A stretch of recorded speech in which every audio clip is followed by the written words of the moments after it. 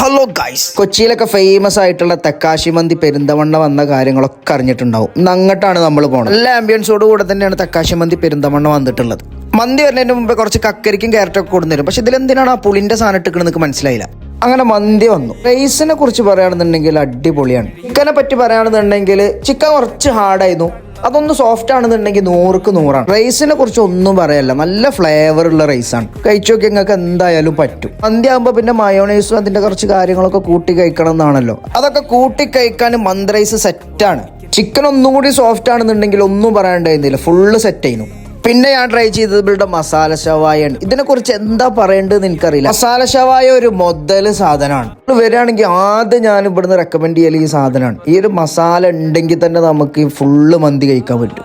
മസാല ഷവായ എന്തായാലും നിങ്ങൾ കഴിച്ചു നോക്കാൻ എന്തായാലും പറ്റും. ഇനി ഒന്ന് ഫോൺ ചെരിച്ചു പിടിച്ചോളി. പിന്നെ അവിടുന്ന് ഒരു റീൽ എടുത്താണ്, പക്ഷെ സംഗതി പാളിപ്പോയി. അടുത്തില്ല റെഡിയാക്കാം, പക്ഷെ ബെൽത്ത് സെറ്റായി. എന്റെ ഭക്ഷണം കഴിച്ചിട്ട് എങ്ങനെയുണ്ട്, കൊള്ളാമോ? നാണം കെട്ടവനെ,